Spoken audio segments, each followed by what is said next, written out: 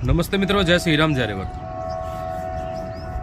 अपने साथ में काफ़ी सारे युवा जुड़े हुए हैं। तो कुछ भाई पूछ रहे थे कि जैसे पढ़ने वाले जो बच्चे हैं उनको क्या व्यायाम करना चाहिए और कैसा प्राणायाम करना चाहिए, मतलब शरीर जो है बलवान भी बने, स्वास्थ्य अच्छा बने।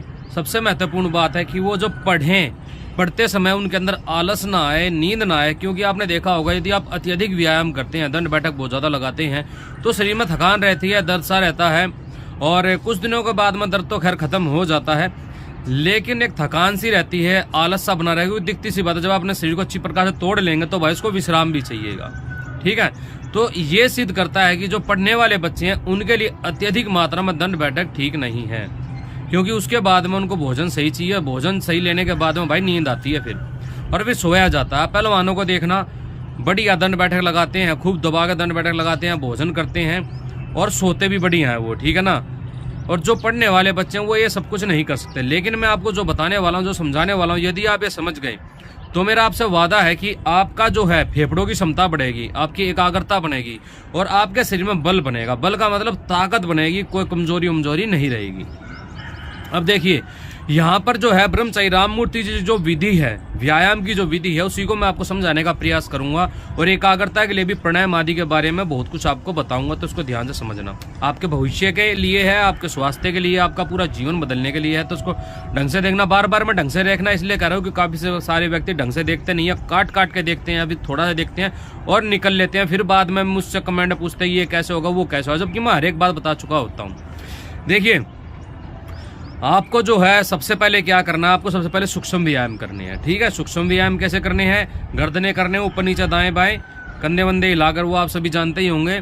ठीक है, ये इसमें आपको लगभग 10 मिनट आराम से इसके अंदर लगाना है। उसके बाद में आपको करने हैं 10 सूर्य नमस्कार, मध्यम गति से 10 सूर्य नमस्कार कर लेने हैं। अब ये लचीलापन हो गया, बढ़िया, शरीर एकदम बढ़िया हो गया। ठीक है ना, आपके शरीर में कहीं अकड़न नहीं रहेगी। कि आप ये इसलिए बताया ताकि एक खून का प्रवाह चालू होता है। सुबह करना है, ध्यान रखना, सुबह करना जो भी कुछ करना, शाम को आपको कुछ नहीं करना है। तो ये जो चीज मैंने बताई है, सूर्य नमस्कार और सूक्ष्म व्यायाम, ये चीज जब आप करेंगे तो आपके शरीर में लचीलापन आएगा। अब आती है बारी आसन लगाने की। अब जब आसन लगा के आप बैठेंगे प्राणायाम करने के लिए तो आपके शरीर में कहीं भी अकड़न नहीं होगी, लंबे काल तक आप आसन लगा के बैठ पाएंगे। ठीक है, बैठ जाइए आसन लगाने के लिए। जब आप बैठ जाए आसन लगा ले, कोई भी आसन लगा ले जिसमें भी आप कमर गर्दन सीधी रख सकते हैं। ठीक है, चाहे वज्रासन लगा ले या पद्मासन लगा ले, जो भी आप लगाना चाहें, और भी कई तरह के आसन है वो आप लगा सकते हैं। ठीक है, तो उसके बाद में आपको जो है अपनी श्वासों पर थोड़ी देर ध्यान लगाना है।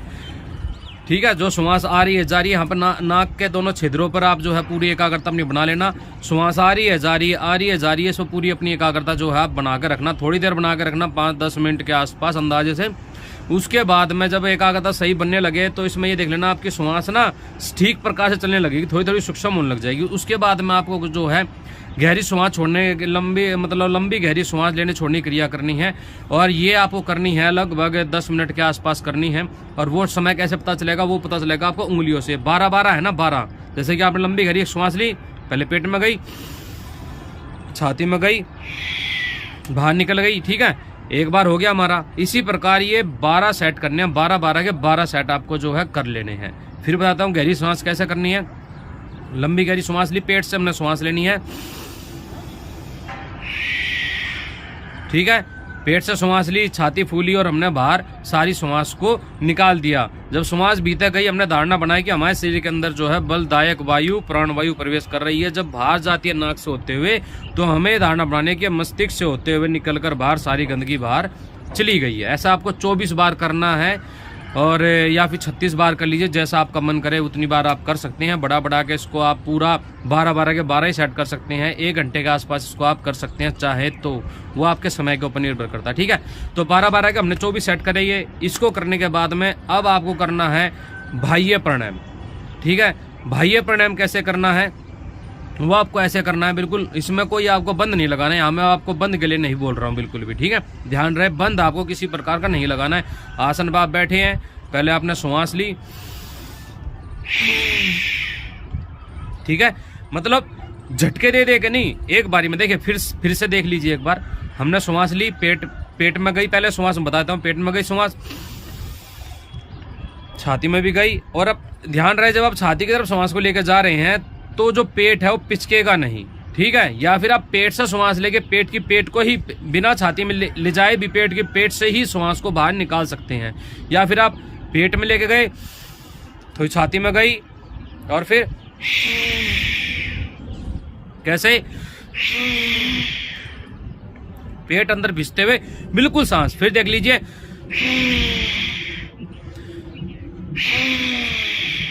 इस प्रकार से, ठीक है।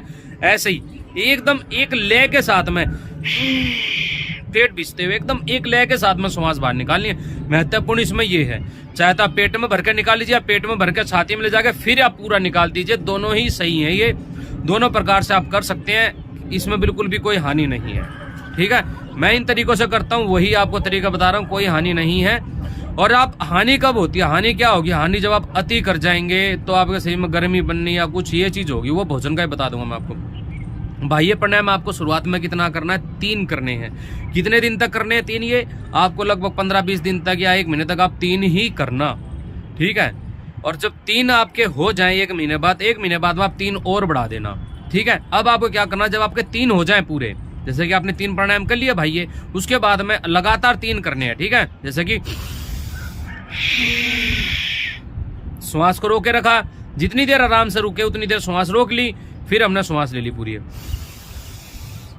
फिर साथ के साथ ही इस प्रकार हमने 3 कर लिए, ठीक है। अब 3 होने के बाद में फिर आपको 3 बार गहरी सांस लेनी है, 3 गहरी सांस ली। अब फिर आपको 3 लगातार करने हैं। एक बारी में जैसे उल्टी आती है ना, वो मना उल्टी आती है, एक बारी में जो करके निकल जाता है, वैसे ही आपको श्वास छोड़नी है, ठीक है। तो 3 बार लगातार करनी है। तो दूसरे महीने आपके 3 और हो जाएंगे, फिर अगले तीसरे महीने में फिर 3 और बढ़ा देना, 9 हो जाएंगे। फिर उससे अगले महीने में फिर 3 और बढ़ा देना, कितने हो गए, 12 हो जाएंगे, ठीक है। अब ये तो हो गया हमारा बाह्य प्राणायाम। जब आप 3 बाह्य प्राणायाम कर लें तो उसके बाद में आपको 3 अभ्यंतर प्राणायाम करने हैं। या फिर आप जो है अभ्यंतर जो प्राणायाम है, अभी आप अभ्यंतर प्राणायाम छोड़ दीजिए, अगर आप अभी आप ना बाह्य प्राणायाम का अभ्यास कीजिए, ठीक है। क्योंकि आप अभी पढ़ने वाले बच्चे हैं, नए बच्चे हैं और ज़्यादा अभ्यस्त भी नहीं है, तो अभी आप सिर्फ बाह्य प्राणायाम कीजिए। 1 महीने बाद में वो लिंक मैं दे दूंगा कि किस प्रकार से आपको अभ्यंतर प्राणायाम करना, मैंने अपने दूसरे चैनल भारत योगी पर डाल रखा है, तो वहाँ पर जाके आप देख सकते हैं। अब ये तो हो गया आपका ये, ठीक है। जब आपके 3 बाह्य प्राणायाम हो जाए उसके बाद में आपको करना है नाड़ी शोधन क्रिया, ठीक है।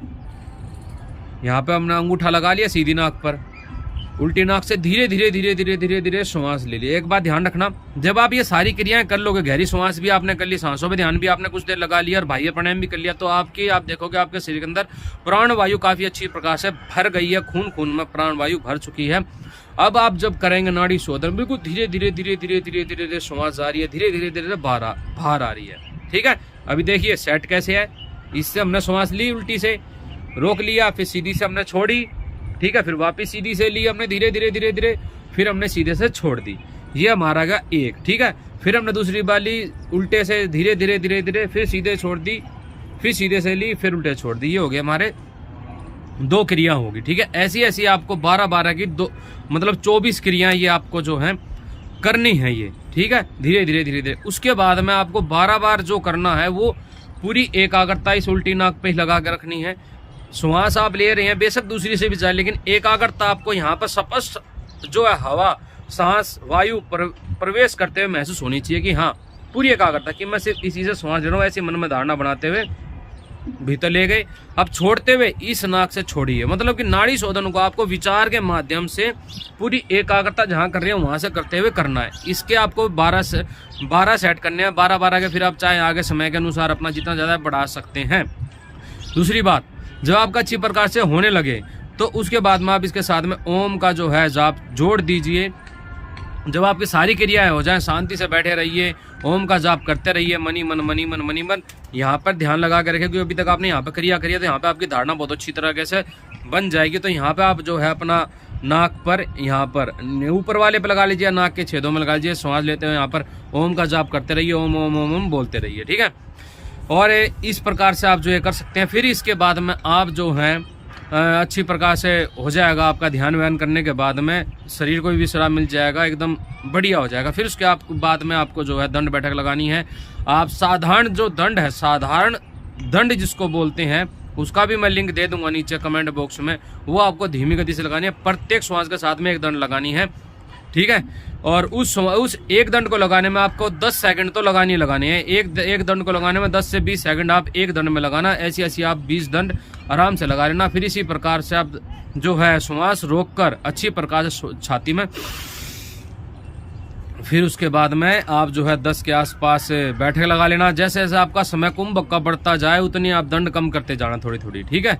तो इस प्रकार से आप करोगे तो आपका शरीर एकदम स्वस्थ रहेगा। ये इतना सही आपको करना है। ये करने से आप देखोगे कि आपके शरीर में परिवर्तन आया। ज्यादा कुछ आपको ड्रामे सरामे और कुछ करने की जरूरत नहीं पड़ेगी। आपका 1 से सवा घंटे के अंदर बढ़िया प्राणायाम भी हो जाएगा और ये सारी क्रियाएं आपकी हो जाएंगी। 45 मिनट के आसपास आप प्राणायाम कर लीजिए, ठीक है।